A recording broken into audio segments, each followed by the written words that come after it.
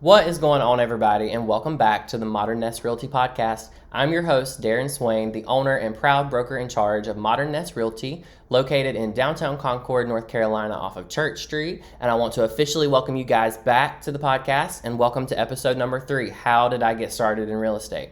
Today, we're going all the way back in time, guys. I am going back into the vault, and I've got photos to share with y'all. I've got stories that have never been heard before. Some are embarrassing, some are sad, some are happy, but just get ready, get into it, because we're going for it today, okay?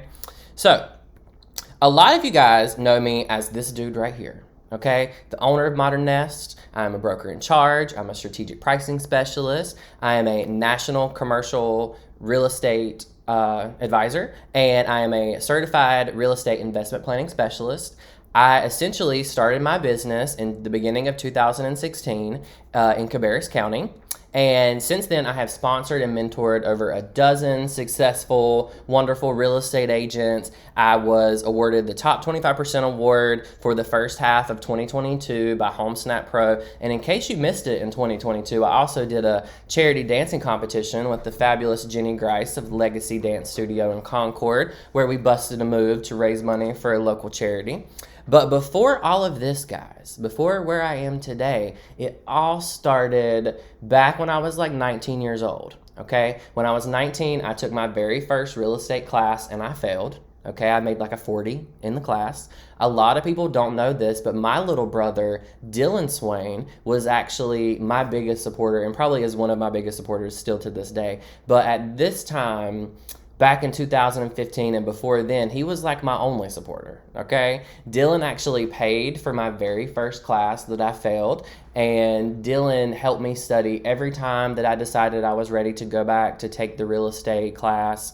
Dylan did flashcards with me. He helped me study so much, and I got to give a shout out to the little brother to let him know how thankful I am for him.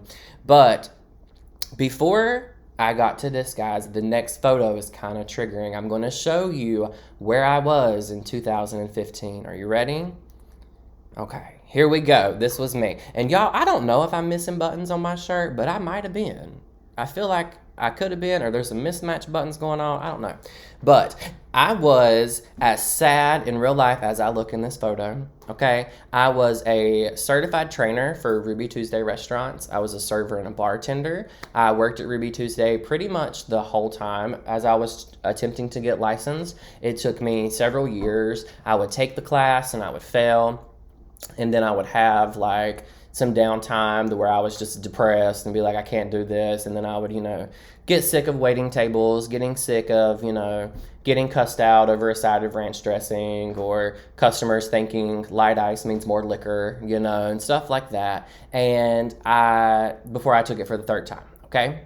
A story that not a lot of people know that I'm going to share with you guys today is what inspired me to take the class the third time, okay? At this point, this is like 2015, I had quit working at Ruby Tuesday and I had moved to Concord. And when I moved to Concord, I started waiting tables, or bartending, for a local establishment in Afton Village in Concord.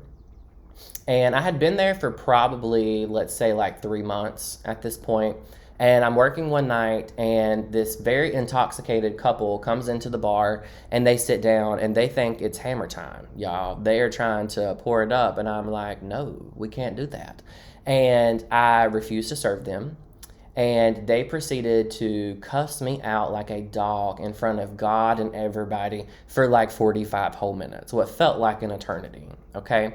And this lady is telling me, she's like, I'm the president of Afton Village. You have to serve me alcohol. If you're not going to serve me, I want something in writing that explains why you're not going to serve me. She knew the owner and she knew everybody and blah, blah, blah. And I was just not with it. I told this lady, I'm like, ma'am, this liquor is at my discretion and my disposal. And right now, you can't even hold your chair down. I'm not going to give you any alcohol.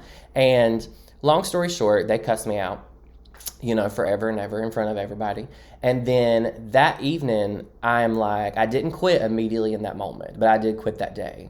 And I had a come to Jesus moment, standing out back behind the dumpster. And I'm like, this cannot be my life.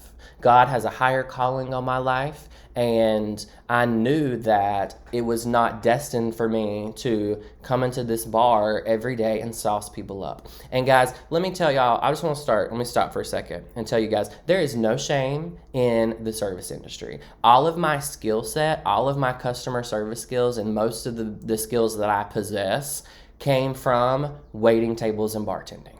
Okay, so don't think that I am, putting the service industry down, because I am not. Those are fabulous, hardworking people. Get your money, baby. Okay, when I did it, it did not resonate with who I was as a person. Okay, I did not resonate with working 6 days a week, working 12-hour shifts on my feet, and still being broke.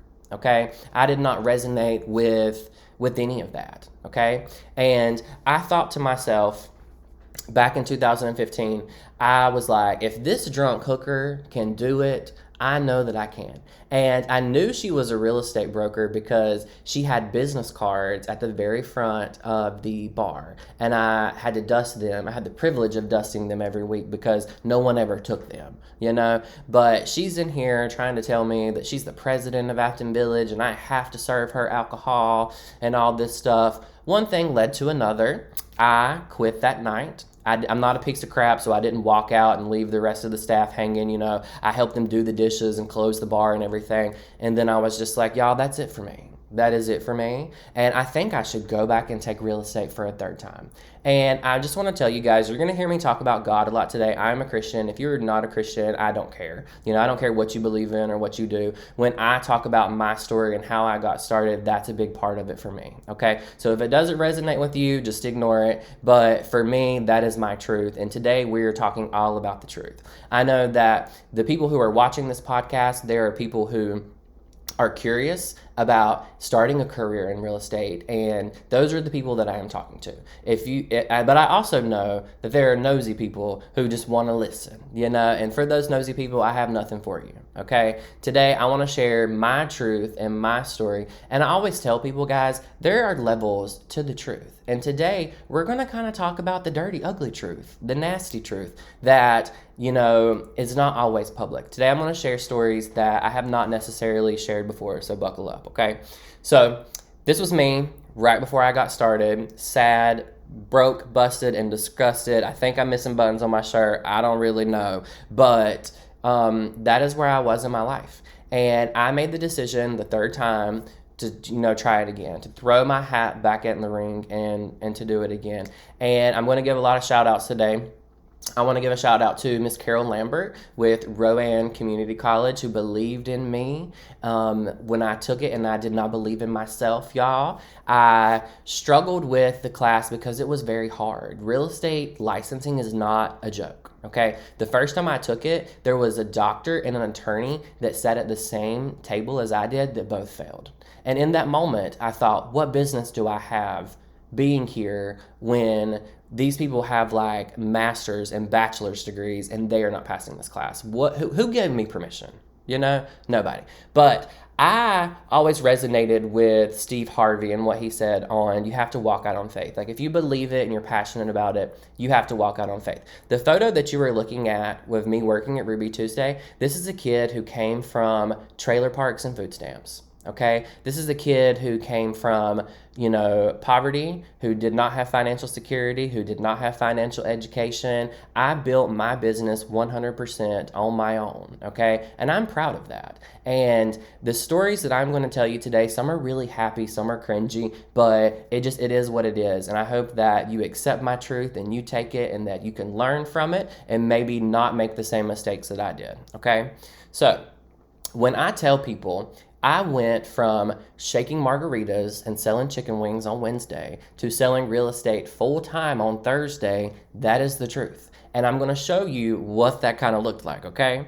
So on the next slide, some of these photos are crazy, but the top left, that is a selfie that I took right before my very first real estate workshop.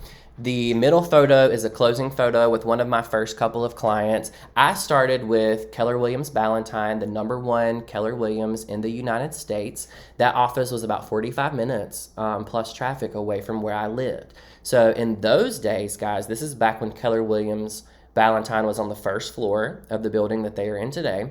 And in those days, They did not have direct deposit back in ancient days when I got started, and granite countertops were all the rage. We had to run and drive checks. You had to drive a check up there, drop it off, let it process for a couple days, come back, pick it up. Like, it was the Stone Age, compared to today. But the photo in the top right hand corner, this was my very last listing with Keller Williams before I later moved on to EXP. Get excited for that story because we're going to talk about it. The bottom left photo, this was my very first open house that I hosted for one of my great friends, Miss Trish Babb, the fabulous real estate queen from Florida. This is when she was in my office in Ballantyne. And guys, this is before I knew that realtors park on the street. They do not park in the driveway. As you see my teenage dream car, the white Scion TC, parked in the driveway where, nobody can get in to see this house. And the next photo, the coming soon to Concord photo, that was my very first listing, guys. And I will go ahead and tell you, I did not sell that house. And I chose not to sell that house because the owner had, how do I say this in a nice way? The owner me and the owner had issues, okay? They were not my issues, they were his issues. I chose not to work with him and not to sell that property. That property did sell. I just was not with me, okay? And in those days, when I say I needed a commission check, I needed a commission check, okay? The next photo that you'll see is, I used to always take photos of my name tag and post them, especially when I was having a bad hair day. I was like, we got to get this marketing regardless of what my hair looks like today. You feel it? And that's what I did. So I had a ton of photos like that. And then the far right-hand corner, that is my very first closing photo with my very first clients ever, who is my best friend, Heather, and her husband. And I am so appreciative of their faith in me when they probably didn't have any business, having faith in me. But it was hard to get started, guys. Starting any business is difficult, okay? Real estate is a different bag of tricks, okay? Because it is an older profession, The average realtor, when I got started was probably in their 30s or 40s, and here I am 22 years old, okay? Fun story for y'all, scary story for me. I remember going into the Ballantyne office at Keller Williams to pick up a commission check. This was not my first closing, but it was probably one of my first couple of closings. And when I say I did not fit the vibe, I did not fit the vibe. Okay, I rolled up into this office on my day off, coming to proudly go grab my commission check and run to the mall, and I showed up wearing t-shirt, gym shorts, and what I thought was the most beautiful pair of neon green Air Jordans, okay? And I remember just running into that office to grab this check, and I remember walking through the door and seeing everybody turn around and look at me. And I could feel people judging me like, who is this kid? Who is this child? What is he doing? He's ruining all of our credibility here. He does not look the role, fit the role. That was my experience in the beginning. That is how I got started, and I just grew. I grew from there. But a lot of people don't know that when I was serving and bartending, my little brother paid for my very first class. I did not have money, y'all. I was a server and a bartender. I would work 6 days a week and still be flat broke. When I first got started to pay my initial fees to get started in the business, everybody knows it's really expensive to get in business, to stay in business, and I had 3 credit cards, all with $500 limits that I had managed somehow to pay off. Don't remember how I managed to do it, but they were paid off. And I remember in those days, you did your MLS application and you would call them to process your payment. And I remember when they called and I was like, okay, I'm putting this on 3 different cards, baby. Don't judge me. And the person on the phone laughed and she's like, there is no shame in doing what you have to do to start your business, okay? What I also want to share with you guys that is important to know, the level of support that I have in my business today is definitely not the level of support that I had back then, okay? I was the one-man army back then. I was the only person that believed in myself. I was the only person that believed in my gifts and talents and abilities and my business. I didn't have a team of cheerleaders rooting me on. And the truth is, a lot of people are not going to support you until later in life, okay? They're not going to support you until They see a certain level of success till you sell 100 houses, till you enroll a certain amount of people, till you have a certain level of professionalism. A lot of people, guys, are not going to support you. And the truth is, strangers, complete freaking strangers, will support you and will sing your praises louder than some of your closest friends and some of your closest family. Okay? So here's the next slide. There is more photos of like my first year. I'm still with Keller Williams. This is right before I am transitioning to EXP. And there's another closing photo under contract. And then in the middle, you can see the whiteboard where this is all of my current production for around like, let's say, end of 2016, sometime in 2017, I think. But I had probably close to $2 million in production going on at that time. And let me tell you, you couldn't tell me nothing. You know, you couldn't tell me absolutely nothing. I walked out and I started selling real estate full time, and I was on fire. And the photos that you see here, these are probably one of the only times that you actually see me in a suit or wearing a tie, because I've never resonated with that. And in those beginning days, I had to be suited and I had to be booted to look the part, but it never resonated with who I am. You guys know me. If you worked with me in the last like 5 years, I am like t-shirt, jeans, Gucci belt all day. Like that is dressed up for me. Okay. But back in these early days when I was 22 years old, going into these people's homes who were 50, 60, 70 years old, I had to dress the part. And I hated that. I hated wearing a tie. I hated wearing a suit. I remember I had so many haters, y'all, because I didn't wear a jacket in this photo with the green colored shirt and the black tie. I didn't wear a sports coat or a jacket in that photo. And so many people told me that I looked unprofessional from day one. You know, so many people told me that I looked young, and I actually have my lip pierced in this photo, and it is edited out of the photo, believe it or not. But I was 22, guys. I grew up in real estate. I grew up, selling real estate in my 20s. I developed a lot. I learned a lot. I grew a lot, but I didn't always have it like that, And the bottom left photo, you see me painting a client's home.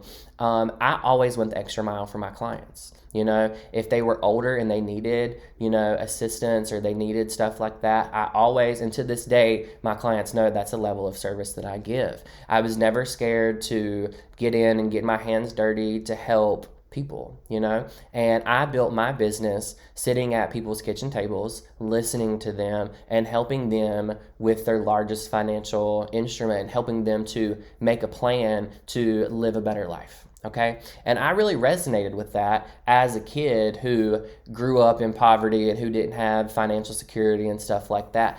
Once I got into real estate, I definitely realized the power and the privilege that I had to be a game changer for these people. And I am proud to say that today I am still a game changer for these people. Okay. You're going to hear me talk about God a lot today because he's definitely a big supporter, especially in my business. And if you're not a praying person, if you're not a Christian, that doesn't mean anything to me. But I have to be honest and tell you that my prayer throughout my whole entire business has always been for God to send me the people who need my help. I do not pray for the easiest to help. I do not pray for the people in the highest price point. I want the people who I am going to be a game changer for, who I'm either going to lift them up in housing or lift them up in another area of their life. Like, those are my people, okay? So what I want to share with you guys next, holler if you're still with me, okay, is after I got started at Keller Williams, my sponsor who enrolled me at the time came to me and she was like, we're going to this brand new company that's not really heard of called EXP Realty. And a lot of you don't know, EXP did not have 5,000 agents total when I joined, okay? EXP was not a household name like it is today. It wasn't the fastest growing real estate brokerage in the United States at that point. EXP was definitely an unheard of type of situation, okay? But my sponsor came to me one day and she's like, we have the opportunity to join EXP. At this time, EXP did not really take provisional brokers like that. You had to have an interview with the broker in charge. You had to have past sales and production and stuff like that. It's not the same way that it is today currently, okay? But when I got started, like I said, my sponsor pretty much came to me and said we had this opportunity and they were going to go over there and start a team. Okay. And at this point in 2017, teams are all the rage in real estate. And a lot of people tell brand new agents, like, you have to be on a team, you have to have support. And some of that is true and some of it's not. Okay. I had started off as an independent broker and I started my business completely by myself. Okay. And I, at that time, really wanted the team feel, and I was excited to join this team. So that's what I did. At this point, y'all, I'm still a provisional broker. I was not even a full broker. I had not completed all of my education classes for post licensing. I was still provisional. So imagine being provisional, having all these listings and contracts, and then trying to make a switch. It was crazy. Okay. But I made it over to EXP. I joined this team, and y'all just know I'm not naming names. I'm not naming brands or anything like that. If you know, you know, and if you don't, I hope you don't. But I started with this team, and within the first 30 days, I started noticing things that I didn't really love, okay? And they always say God throws a pebble and then he throws a brick, right? So all of the pebbles were hitting me, and I wasn't really paying super close attention, but I was noticing things that I didn't like, okay? So the team started a Facebook page, and the team had, 2 primary members, and myself, I was the third member. So I saw the agent introductions for agent number 1, agent number 2, but they never posted anything about me. And here I am, like, I'm a part of the team. I have listings, I have contracts, I have stuff going on. Like, why am I not a part of this team in the same way that y'all are, And it came out, so I started asking questions, and I started, telling the person who was my sponsor, I want us to get together. I want us to work as a team. I want us to do marketing together. I want us to do events together and prospect and, do all this stuff. Here I am, y'all. I'm like 22, 23 years old at this point, and I wanted to be so official with these people who had been in business forever, who I don't think really intended on being official with me, okay? And here comes the bad stuff. But at the very end of this conversation, this lady told me, she said that they had hired a third-party marketing professional to market the team, okay? And this person had a vision for the team, and that vision did not include me. I was welcome to stay on the team and to pay a team split and to, be a part of the team and sing their praises and stuff. However, I was never going to be featured in any marketing. I was going to be like a silent partner, pretty much. And y'all, when I tell you that I felt like I had lost business partners and friends at the exact same time, I was so devastated, and it really hurt me. So what I told them was, like, we need to see each other in person. We need to have a meeting the following day. Okay. Like, we're talking about this now. This ain't something that we're going to let, ride or push under the table. Okay. So when I met with them the following day, my mind was made up. I had all their signs and their lock boxes in my car. I was going to hear them out, see what they had to say, but I was done, pretty much. And I remember having that conversation with them and feeling like, who are these people? I don't know them. And I felt so bad because a sick part of me, y'all, if I'm being honest, wanted to make them proud of me. I wanted the support and I wanted the, that work relationship, but I wanted them as older, successful agents to be proud of me when I should have just been proud of myself. I didn't need that validation from anyone else to pat me on the back or to give me business, because nobody gave me business, y'all. All of my business was generated from me. Every appointment, every closing, every client was handled by me. Okay. And at this point, I was devastated. I had a total identity crisis, and I was like, what am I doing? Who am I doing it with? Like, oh my God, at this point, 2017, teams are all the rage. They tell you if you're brand new, you have to be on a team to be successful and to get experience and stuff like that. And I didn't feel like that was necessarily the case for myself, but I wanted that relationship with them. And again, a sick part of me, guys, really wanted to make them proud. And one of them So we're talking or whatever. We meet at the Dunkin' Donuts and we're having the conversation. Shit has hit the fan at this point. And I'm just like, I want to exercise my right in our agreement to terminate. I don't want to be a part of this anymore because once the trust is gone, guys, for me, it's gone. And you have to call a thing. And one of them tried to kind of buy me off. And she was like, would leads in a higher price point make you feel better about the situation? And I looked at her in the face and I was like, absolutely not. It would not make me feel better because I can't trust you, and you trying to buy me off with leads tells me even more that I can't trust you. So that day, I gave them back their stuff, and I was having a total identity crisis at this point. And I was like, I don't know if I want to stay at EXP. I don't know what I want to do. And I was devastated, okay? So I basically went and interviewed with every local real estate brokerage who would pull out a chair for me for an interview, y'all. And I would sit on the floor if I had to, and what I come to find is that a lot of these big teams and a lot of these big operations all kind of do the same thing, and I was like, do I really need to be a part of a team? Does my identity need that, or do I just want that? So I decided to stay at EXP.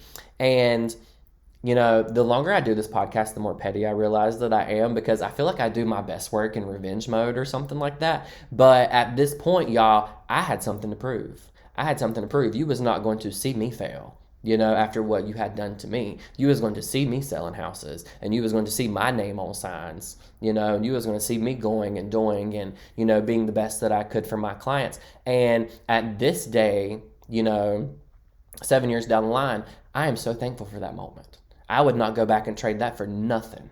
Okay, no amount of money, no amount of clients, no amount of anything, because had that not happened to me, my business would not look the same. Okay, because that was before I was a mentor. That was before, I helped coach agents and sponsor agents and train them in the business and stuff like that. And that moment really, solidified for me that I want to help people. I want to help other agents. I want to help lift them up. And I decided that I was going to make it and I was going to keep pushing. And the same way that Beyonce left Destiny's Child and did great, that's what I did, And there's no bad blood between me and them. Of course, we're not like homies. We're not friends. We don't hang out or anything like that. But me today, I am so thankful for them. I am so thankful for them, because if it wasn't for them, I would have never have known that I could have done it completely by myself.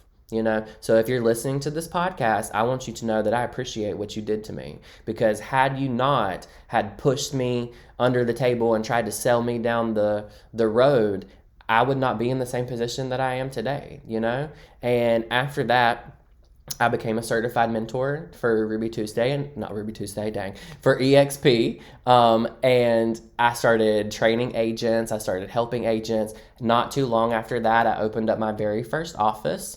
And kudos to John McCrimmons, the best landlord in the entire world. John McCrimmons is very well known in downtown Concord, and he was a commercial real estate broker. But I'm now leasing my second office space from him. He has been a great landlord and always has like great office spaces and stuff like that. But I was able to lease a space from John, and that's when I opened my first office on South Union Street. And that's where the magic really began for me. That's when I really started training other agents, working with agents, every week in my office. And I was the type of mentor that I would stop anything that I was doing, whether if it was working with a client, having personal time, or whatever, to be there for my people. And if you have worked with me, that's how I roll. I'm the one that will show up at 7 o'clock in the morning at your house to help you put your contracts together or whatnot, because that is the opposite of what I received. Okay? And that really instilled in me, like, help other people. When I got into real estate, guys, I was so stupid for even asking these questions, but when I was interviewing and I would meet other agents, the first thing that I would ask them is like, what's the key to your success? And you would be surprised how many people looked me dead in the face and would be like, it's none of your damn business. In this industry, it's like everybody's a shark, everybody's a dog out for themselves, and it's a dog-eat-dog world. And it doesn't have to be like that. It's the older people game in real estate sometimes because typically agents are older, and I didn't fit that mold when I came into business. Like I said, I grew up in real estate. I've been in real estate pretty much all of my 20s. I'm 29 and holding forever right now. But a lot of me grew up in real estate. A lot of me developed my skills and my belief set, not just in my business, but in myself. Okay. And I will tell you guys that was not the only moment. As you get 5, 10, 15, whatever many years into your business, you will still have moments like that where, trust is broken, where, you have issues and stuff. But I am thankful that not only do I know how to handle that, it's that I have been through it before and I can give people grace. I can give people forgiveness. And I know that everything doesn't have to be so personal. Okay. And I want you guys out there, if you are considering getting into a real estate profession, I want you to know it's not always sexy. It's not always sexy when you are cleaning other people's house before a showing, or you are taking out the trash at somebody's house, or, you're getting cussed out, or, whatever. It's not always sexy and it's not always fun, but it's very important to have the right support system in place when you get started if you can. What will really happen is strangers will support you way before anybody else. Okay? People who never knew me from anybody supported me way more than some of my best friends. And that's okay, because a lot of people are not going to support you and really sing your praises until you've sold 100 houses, till you've enrolled a ton of people, or you've done a lot of stuff. And that's okay. But I want people to understand the level of support and encouragement and squad that I have today didn't always look like that. Okay, didn't always look like that. I was the one-man army for a long, long time, and it can be done that way. Now it is going to be harder, and if you're out there and you're considering starting a real estate career and you're in my area and you want to sit down and have an interview in our office, definitely feel free to shoot me a message and I'll talk to you. I will tell you, I am not for everybody. I am not everyone's cup of tea. I have the balls to say stuff that everybody else will not, and if you are not okay with that, then we're not going to be a good fit 9 times out of 10. I had to learn the hard way that not all business is good business, okay? But I hope you guys enjoyed this episode. I hope you guys enjoyed me sharing some of my stories of how I got started and what that really looked like. If you guys have ideas or questions or anything like that, always feel free to shoot me a message. We got a lot of great podcast episodes coming out for you. I hope you guys have a great day, and we'll see you next time.